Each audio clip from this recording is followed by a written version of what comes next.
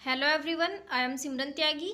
और इस वीडियो में हम पढ़ने वाले हैं फाइलम प्रोटोजोआ का जो हमारा जीव है पैरामीशियम, उसके बारे में।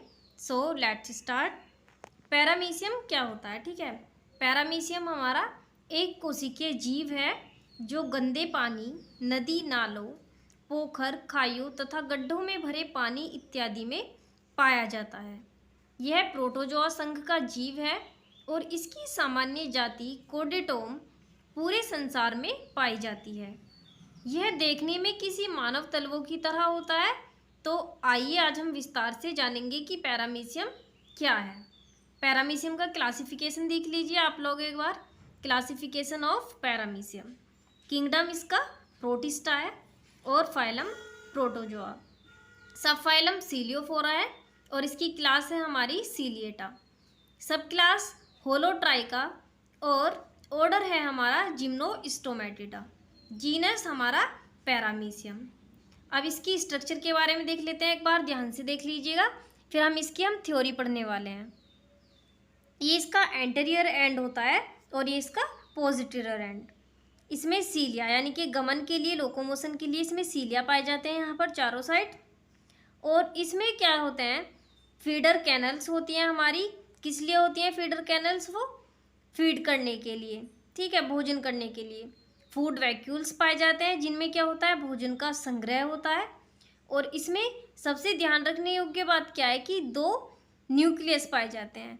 एक होता है हमारा माइक्रो न्यूक्लियस और एक होता है हमारा मेगा न्यूक्लियस। ठीक है, तो ये है हमारा क्या है, माइक्रो न्यूक्लियस यानी छोटा, और मैक्रो जो है ये थोड़ा बड़ा, यानी कि माइक्रो और मेगा न्यूक्लियस इसमें दो पाए जाते हैं, माइक्रो न्यूक्लियस और मैक्रो न्यूक्लियस।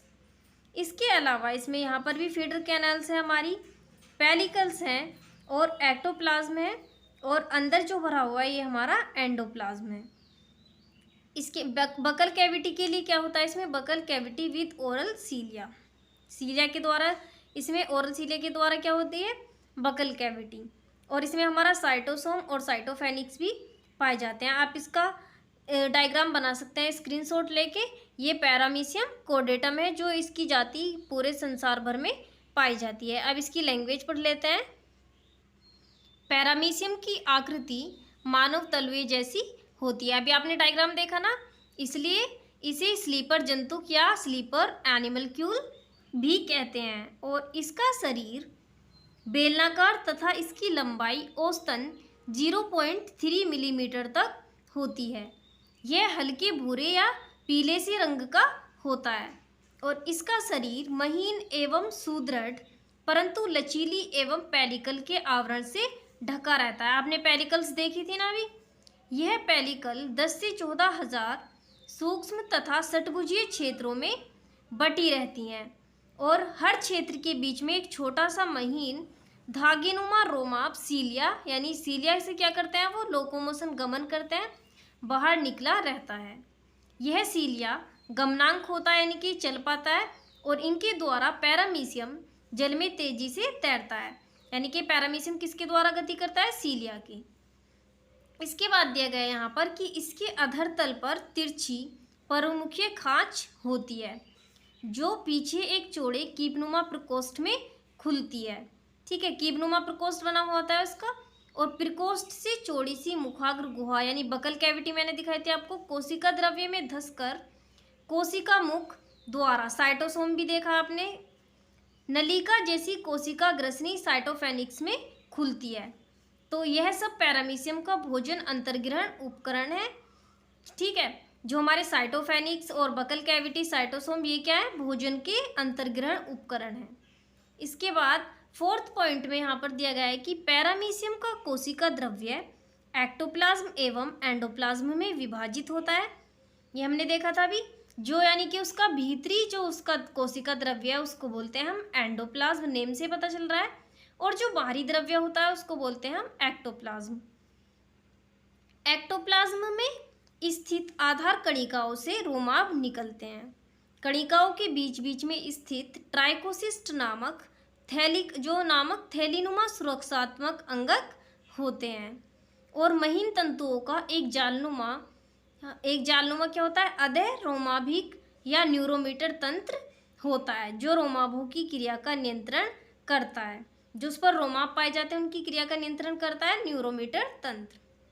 उसके बाद दिया गया है कि पैरामीशियम में एंडोप्लाज्म में अनेक रिक्तिकाएं दो केंद्रक पाए जाते हैं ना उसमें, एक माइक्रो और एक मैक्रो, तथा अन्य अंगक फैले रहते हैं। इसमें दो रिक्तिकाएं होती हैं, एक अग्र तथा दूसरी पक्षश्रेय के निकट, जो हमारे कुंचनशील यानी कॉन्ट्रैक्टाइल तथा शेष खाद्य धान्य फूड वैक्यूल्स भी पाए जाते हैं भाई उसमें। केंद्रक में एक बड़ा गुरु केंद्रक यानी कि मेगा न्यूक्लियस तथा दूसरा छोटा व गोल लघु केंद्रक यानी कि माइक्रो न्यूक्लियस होता है। उसके बाद 6th पॉइंट है यहाँ पर कि अमीबा की भांति पैरामीशियम भी पूर्ण भोजी या जंतु संभोजी होता है। आप सोच रहे होंगे कि इतना क्यों लिखना है भाई, ये लॉन्ग क्वेश्चन में आता है।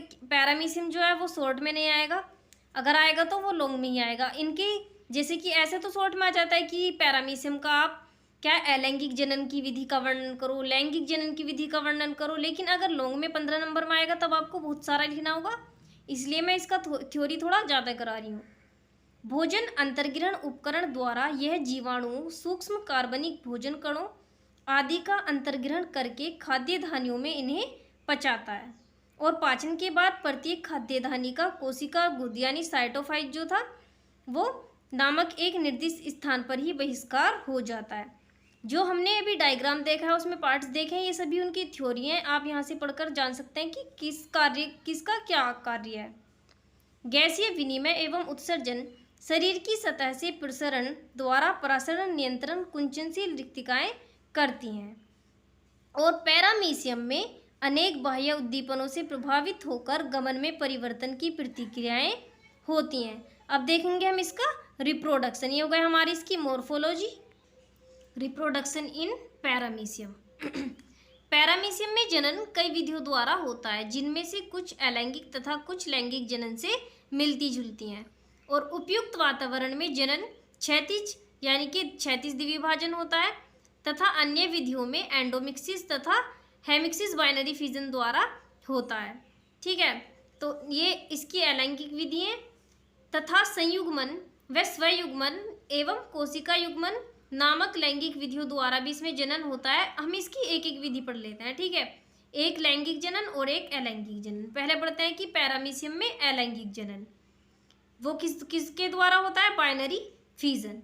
बाइनरी फिजन का एक बार हम डायग्राम देख लेते हैं। पहले आप लोगों को डायग्राम यहाँ पर दिख रहा होगा। तो बाइनरी फिजन जो है वो प्रजनन का एक अलैंगिक तरीका है और जो भोजन और तापमान की अनुकूल परिस्थितियों द्वारा होता है।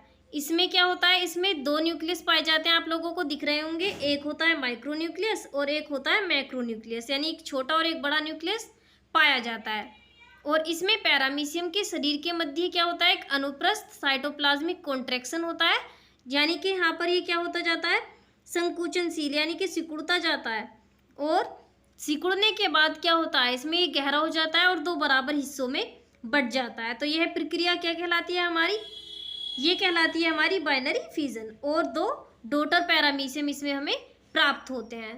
ठीक है, इसकी थ्योरी आप यहाँ से देखकर लिख सकते हैं, जैसे कि बाइनरी फिजन प्रजनन का एक अलैंगिक तरीका है जो भोजन और तापमान की अनुकूल परिस्थितियों के दौरान होता है। इसमें माइक्रो एवं मैक्रो न्यूक्लियाई क्रम से माइटोसिस और ओमाइटोसिस द्वारा संकुचित और विभाजित होते रहते हैं। इसमें पैरामीशियम के शरीर के मध्य में एक अनुप्रस्थ साइटोप्लाज्मिक कॉन्ट्रैक्शन होता है जो गहरा होता जाता है और इसका शरीर अनुप्रस्थ रूप में दो बराबर हिस्सों में बंट जाता है, अनुप्रस्थ रूप में बंट जाता है। प्रत्येक आधे भाग को एक डॉटर माइक्रो और मैक्रो न्यूक्लियस तथा एक कॉन्ट्रैक्टाइल वैक्यूल प्राप्त होती है। इस विभाजन में साइटोफेनिक्स भी विभाजित होता है और दोनों पैरामीशियम के अलग होने के समय तक प्रत्येक आधे भाग में सभी आवश्यक सूचनाएं जो हैं वो विकसित हो जाती हैं। तो बाइनरी फिजन के द्वारा दो डॉटर पैरामीशियम का निर्माण होता है और नई बनने वाली जो हमारी पैरामीशियम है वो क्या कहलाती है, न्यू डॉटर पैरामीशियम। ठीक है, तो इसमें हमारा जो माइक्रो न्यूक्लियस है और मैक्रो न्यूक्लियस है इनका तो विभाजन होता ही है, लेकिन साथ में किसका होता है, साइटोफेनिक्स का भी इसमें विभाजन होता है। अब हम पढ़ेंगे इसका लैंगिक तरीका, यानी कि इसका लैंगिक तरीका या सेक्सुअल रिप्रोडक्शन। सेक्सुअल रिप्रोडक्शन में क्या होता है भाई कि कंजुगेशन, ये इसका एक टाइप है संयुग्मन। सेक्सुअल जो हमारा रिप्रोडक्शन है इसी का। तो कंजुगेशन प्रजनन का एक लैंगिक तरीका है जिसमें न्यूक्लियस आदान प्रदान के लिए दो पैरामीशियम का अस्थायी मिलन होता है। इसका हम डायग्राम देखेंगे अभी। यानी कि दो जो न्यूक्लियस होते हैं पैरामीशियम के, उनका अस्थायी मिलन होता है कुछ समय के लिए, स्थायी नहीं होता है। दोनों पैरामीशियम लंबवत रूप से एक दूसरे के संपर्क में आते हैं और अपनी ओरल सरफेस से एक दूसरे से चिपक जाते हैं। और इनको क्या कहा जाता है जब दोनों पैरामीशियम एक साथ होते हैं? दोनों पैरामीशियम को क्या कहा जाएगा? कंजुगेंट्स कहा जाता है। और इन कंजुगेंट्स के बीच पेलिकल और एक्टोप्लाज्म का क्षरण होता है जिससे इन दोनों के बीच एक प्रोटोप्लाज्मिक ब्रिज बन जाता है। पहले डायग्राम देख लेते हैं, उससे आपको ज़्यादा अच्छा समझ में आएगा। यहाँ पर क्या हुआ, दो पैरामीशियम एक दूसरे के पास आए और अपनी ओरल सरफेस से चिपक गए और क्या हुआ, इनका यहाँ पर अस्थायी मिलन हुआ और न्यूक्लियस का जो आदान प्रदान के लिए है ये दोनों एक दूसरे के पास आए हैं और ओरल सरफेस से चिपक जाते हैं। तब जब दोनों ये पैरामीशियम जुड़े हुए हो, ओरल सरफेस से चिपके हुए हो, तब हम इनको क्या बोलेंगे? कंजुगेंट्स। ठीक है, इनको हम बोलेंगे कंजुगेंट्स। और ये पूरी प्रक्रिया क्या कहलाती है? कंजुगेशन। इन दोनों के बीच में क्या होगा, जो हमारी पेलिकल्स और एक्टोप्लाज्म है यानी कि इसका जो अंदर का द्रव्य है, इनका भी क्या होता है? क्षरण होता है और दोनों के बीच में एक प्रोटोप्लाज्मिक ब्रिज बन जाता है। यहाँ आपको दिखाई दे रहा होगा, पहले दोनों एक दूसरे के पास आए, दोनों के पास दो दो न्यूक्लियस है, एक मैक्रो और एक माइक्रो।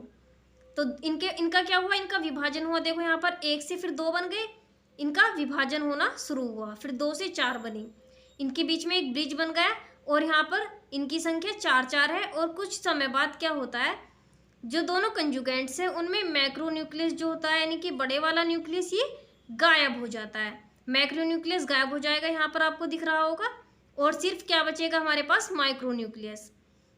अब ये माइक्रो न्यूक्लियस जो है, माइक्रो न्यूक्लियस इनमें डिप्लॉइड जाइगोट बनाए यहाँ पर। ठीक है, इनमें दो बार विभाजन होगा। जो माइक्रो न्यूक्लियस है हमारे, दो बार विभाजन होने से क्या होगा, चार हैप्लॉइड जो हमारी डॉटर माइक्रो न्यूक्लियाई हैं वो बनते हैं।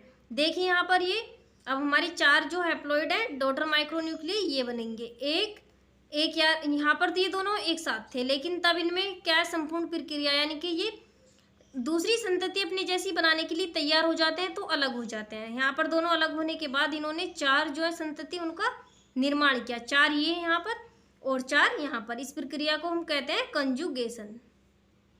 एग्जाम में आप लैंग्वेज इसकी कैसे लिख के आएंगे आपको मैं बताती हूँ। यहाँ से आप देख सकते हैं कि दोनों कंजुगेंट्स में जो मैक्रो न्यूक्लियस है वो गायब हो जाता है और उसके बाद प्रत्येक कंजुगेंट्स में माइक्रो न्यूक्लियस में दो बार विभाजन होता है जिससे चार हैप्लॉइड डॉटर माइक्रो न्यूक्लियाई बनते हैं।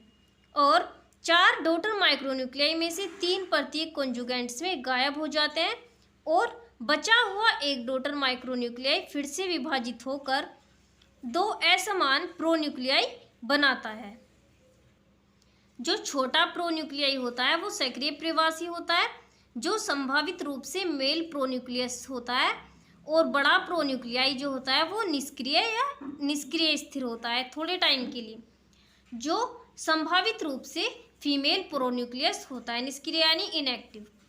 और एक कंजुगेंट का प्रवासी मेल प्रोन्यूक्लियस प्रोटोप्लाज्मिक ब्रिज से होकर दूसरे कंजुगेंट्स के पास चला जाता है और वहाँ स्थिर फीमेल प्रोन्यूक्लियस के साथ जुड़ जाता है, जिससे एक सिंगल जाइगोट न्यूक्लियस या एम्फी न्यूक्लियस बनता है। ठीक है, और दो अलग अलग पैरामीशियम के दो न्यूक्लियाई के कंप्लीट फ्यूजन से जब उनका कंप्लीट फ्यूजन होता है तो क्या होता है, जाइगोट न्यूक्लियस का निर्माण होता है, जिससे एफिमिक्सिस के रूप में जाना जाता है। और इस फ्यूजन के लगभग 12 से 48 घंटे के बाद दोनों पैरामीशियम अलग हो जाते हैं और एक्स कंजुगेंट्स कहलाते हैं। वहाँ पर नए बनने वाले जो हमारा बाइनरी फ्यूजन था उसमें क्या कहला रहे थे, वो डॉटर पैरामीशियम। यहाँ पर क्या कहलाते हैं, एक्स कंजुगेंट्स। प्रत्येक एक्स कंजुगेंट्स का जाइगोट न्यूक्लियस आगे और विभाजित होता है जिससे चार पैरामीशियम उत्पन्न होते हैं। कंजुगेशन महत्वपूर्ण होता है क्योंकि यह रिजेविनेशन, न्यूक्लियर और रिकॉग्नाइजेशन और वंशानुगत विविधताएं जो है वो प्रदान करता है। Thank you. ये था हमारा पूरा पैरामीशियम का जो पूरा उसका मॉर्फोलॉजी एंड रिप्रोडक्शन है। इसको आप एग्जाम में इस तरीके से लिख सकते हैं और डायग्राम बना के आएंगे तो आपको मार्क्स ज़्यादा मिलेंगे। 15 नंबर का क्वेश्चन होता है लॉन्ग, तो उसमें डायग्राम पर भी आपको मार्क्स मिलते हैं, यानी कि 7.5 तो आपको मिलेंगे डायग्राम पर और 7.5 थ्योरी पर। Thank you. आप अपनी बीएससी जो इसका जूलॉजी की 5th सेमेस्टर है, इसकी फर्स्ट बुक मेरे साथ जुड़े रहकर कंप्लीट कर सकते हैं और मेरे चैनल के साथ ज्वाइन हो सकते हैं। Thank you.